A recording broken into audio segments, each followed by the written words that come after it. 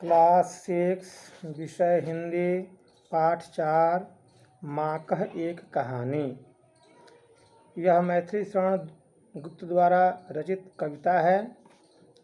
इस कविता के माध्यम से जीवों के प्रति दया, प्रेम, निर्भयता का भाव जगाया गया है। गौतम बुद्ध, इस कविता में गौतम बुद्ध की पत्नी अपने पुत्र को अपने पति के बचपन की घटना सुना रही हैं कि कैसे उन्होंने शिकारी से एक पक्षी को बचाए तथा इस घटना के माध्यम से वे अपने बालक में उदारता, जीवों के प्रति दया, प्रेम व निर्भयता का भाव जगाना चाहती हैं ताकि बच्चा जो है वो जीवों के प्रति हमेशा दया, उदारता की भावना, प्रेम रखे।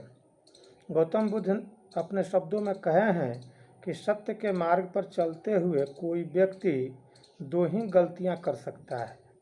पहली, पूरा रास्ता तय ना करना और दूसरी, इसकी शुरुआत ही न करना। तो इसके माध्यम से उनके गौतम बुद्ध की पत्नी अपने पुत्र से अपने पति की घटना, बाल्यावस्था की घटना के विषय में सुना रही है। लड़का कह रहा है कि माँ कह एक कहानी, राजा था या रानी, माँ कह एक कहानी। लड़का अपने माँ से कह रहा है कि राजा रानी का कथा या कोई अन्य कथा कहिए। इसी में तू है हठी मानधन मेरे, सुन उपवन में बड़े सवेरे, तात भ्रमण करते थे तेरे, जहाँ सूर भी मन मानी। कह रही हैं कि तू बहुत हठी है, सुन उपवन में बड़े सवेरे, तात भ्रमण करते थे तेरे। तात माने आपके पिता जो थे। एक समय की बात है, वे उपवन में सुबह में भ्रमण करने की जाते थे और वहाँ सुरभि मन माने, सुरभि माने खुशबूदार सुगंधित जगह पर भ्रमण करते थे, आनंद लेते थे। जहाँ सुरभि मन माने, जहाँ खुशबूदार जगह था, हाँ माँ यही कहानी। तब कह रहा है बच्चा कि ठीक है माँ, यही तुम अपने कहानी कहो कि कैसे उपवन था, कैसे हमारे पिताजी क्या करते थे। तब कह रही हैं उस उपवन के विषय में कि वर्ण वर्ण के फूल खिले थे, झलमल कर हिम बिंदु मिले थे। उपवन में अनेकों वर्ण के फूल वहाँ पर खिले हुए थे। झलमल कर हिम बिंदु मिले थे। हिम माने बर्फ भी होता है, यहाँ हिम बिंदु का अर्थ होता है ओस की बूंदे। तो देख रहे हैं सुबह में जाने के बाद कि बहुत सुंदर, आप लोग भी जाएंगे भ्रमण करने के लिए सुबह में तो देखेंगे कि वहाँ पर ओस के बूंदे पत्ते पर, फूलों पर छोटा छोटा कण दिखाई पड़ता है, बहुत सुंदर लगता है। तो हल्के झोंके हिले मिले थे, लहराता था पानी। और जब थोड़ा सा हवा जब लगता है डालियों पर तो उसमें से फुहारा गिरने लगता है। तो लहराता था पानी, हा हा यही कहानी, माँ करी की यही कहानी सुनो। गाते थे खग सुमधुर स्वर में, उस उपवन में गाते थे खग माने पक्षी, सुमधुर, सु माने अच्छा, मधुर माने मीठे स्वर में। सहसा एक हंस ऊपर से, सहसा माने अचानक, एक हंस जो है सो ऊपर से गिरा, विद्ध होकर खर सर से।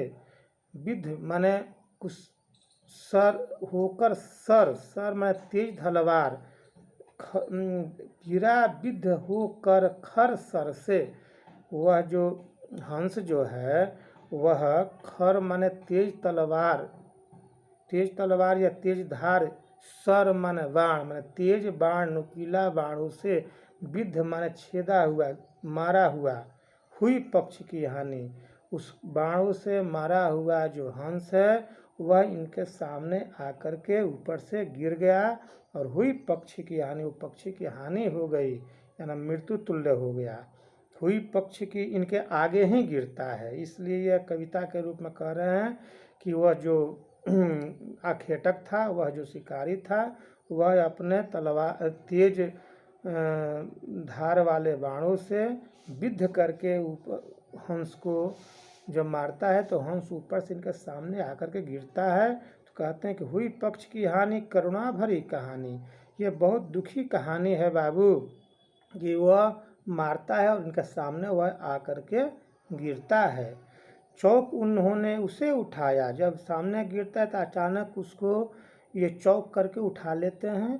नया जन्म सा उसने पाया। जब ये उठाते हैं उसको थोड़ा आनंद मिलता है, सुख का अनुभव होता है।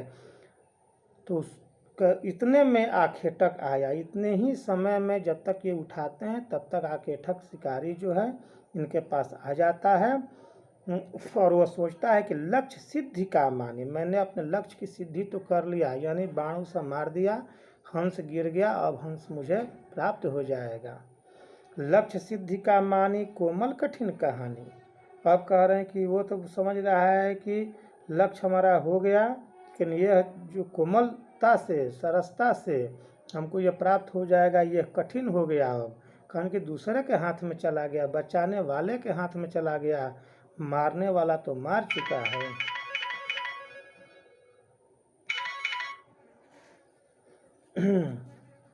मांगा उसने आहत पक्षी। वह आखेटक जो है शिकारी, वह मांग रहा है गौतम बुद्ध से, यानी अपने माँ जो अपने लड़का से समझा रही है कि हमारे पति देव जो गौतम बुद्ध थे उन्हीं के साथ ये घटना घटी है, उन्हीं से आखेटक जो है सो मांग रहा है।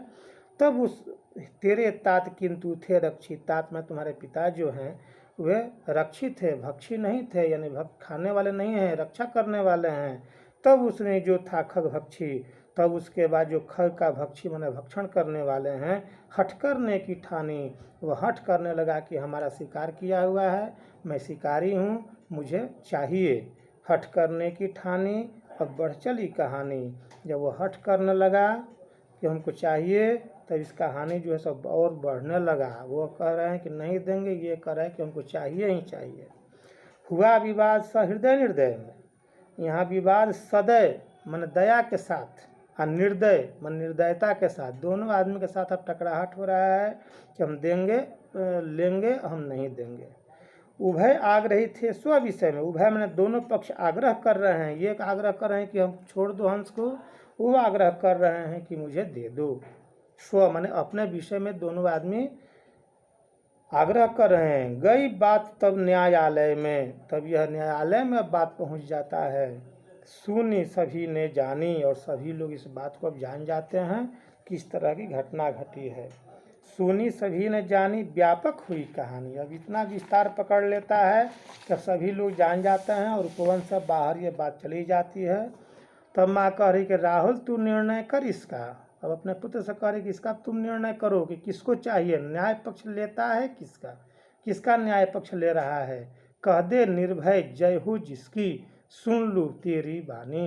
कह रहे हैं कि निर्भयता बिना डर के किसकी जय होगी, माँ मेरी क्या बानी, मैं सुन रहा कहानी। लड़का करे कि हे माँ मैं क्या कह सकता हूँ, लेकिन मेरी कहानी सुन लो कि कोई निरपराध को मारे, कोई अगर निरपराध मैंने निर्दोष को मारता है तो क्या अन्य उसे न उबारे, तो क्या दूसरा कोई उसको बचा नहीं सकता है। रक्षक पर भक्षक वारे, न्याय दया का दानी। रक्षक पर और भक्षक चाहता है कि हम उसको किसी तरह से अपने में रख लें, वार करें, छोड़ दें, तो न्याय दया का दानी। न्याय नहीं है। रक्षक भक्षक, रक्षक जो है रक्षा करेगा, भक्षक का तो काम ही है। न्याय यही कहता है कि नया दया का दानी, दया का ही दान होना चाहिए। तूने गुनी कहानी, तुम क्या समझा, माँ पूछे अपने लड़के से, तुम इसका महत्व क्या समझा। कहने का आशय यह है कि रक्षक पर भक्षक भारी पड़ता है। भक्षक सदैव हमेशा जो है सो अपराधी होता है, और अपराध जो है सो उसके ऊपर भारी पड़ता है।